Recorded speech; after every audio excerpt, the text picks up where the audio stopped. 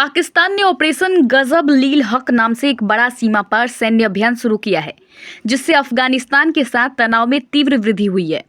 यह अभियान 26 फरवरी 2026 की तड़के उस समय शुरू हुआ जब इस्लामाबाद ने अफगान तालिबान पर सीमा के कई संवेदनशील क्षेत्रों में बिना उकसावे की गोलीबारी शुरू करने का आरोप लगाया। पाकिस्तानी अधिकारियों ने इसे पिछले कई महीनों से बढ़ रही शत्रुता और सीमा पार उग्रवादी गतिविधियों के खिलाफ एक निर्णायक जवाब बताया। रिपोर्टों के अनुसार काबुल सहित अफगानिस्तान के कई शहरों में हवाई हमले किए गए, जबकि दोनों देशों ने एक दूसरे पर तीखे आरोप लगाए।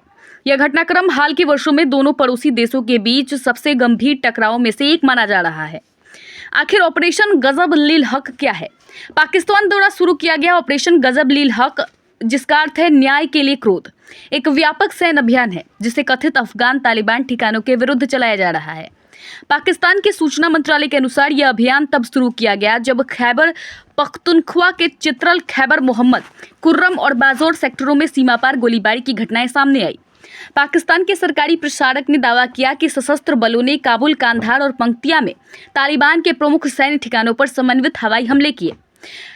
नंगरहार प्रांत में एक गोला बारूद डिपो को भी नष्ट किए जाने की बात कही गई। पाकिस्तान ने बताया कि झड़पों में उसके 2 सुरक्षाकर्मी मारे गए, जबकि 133 तालिबान लड़ाकों को मार गिराने का दावा किया गया है। हालांकि इन आंकड़ों की स्वतंत्र पुष्टि अभी शेष है।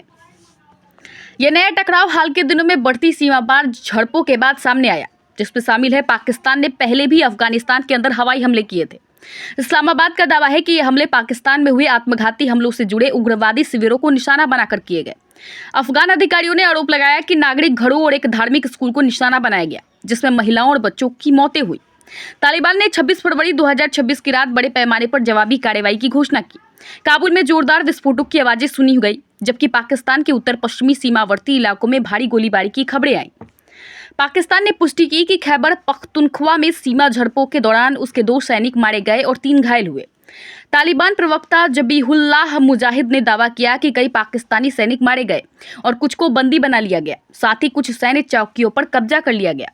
हालांकि पाकिस्तान के प्रधानमंत्री शहबाज शरीफ के कार्यालय ने इन दावों को खारिज करते हुए कहा कि किसी भी आक्रामक कार्रवाई का तत्काल और प्रभावी जवाब दिया जाएगा। अक्टूबर में हुए एक नाजुक युद्ध विराम समझौते के बावजूद यह तनाव बढ़ा है। पाकिस्तान अफगानिस्तान सीमा, जिसे आमतौर पर डुरंड रेखा कहा जाता है, लगभग 2574 किलोमीटर लंबी और पहाड़ी व दुर्गम क्षेत्र से गुजरती है। हालिया झड़पों के कारण तोड़खम सीमा पार के पास रहने वाले लोगों को सुरक्षित स्थानों पर जाना पड़ा। अफगान नागरिकों की निर्वासन प्रक्रिया अस्थायी रूप से रोकी गई। शरणार्थियों और व्यापारियों के लिए सीमा पार मार्ग बंद कर दिए गए। यह नया संघर्ष क्षेत्रीय सुरक्षा के लिए गंभीर चिंता का विषय है।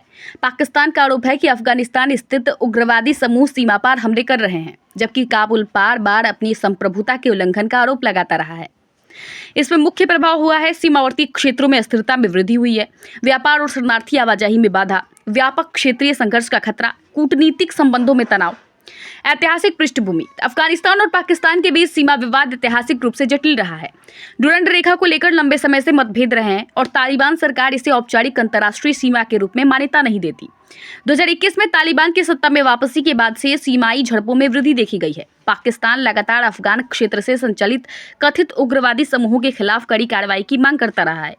यह घटनाक्रम दोनों देशों के बीच अविश्वास को और गहरा कर रहा है तथा दक्षिण एशिया में स्थिरता के लिए नई चुनौतियां खड़ी कर रहा है।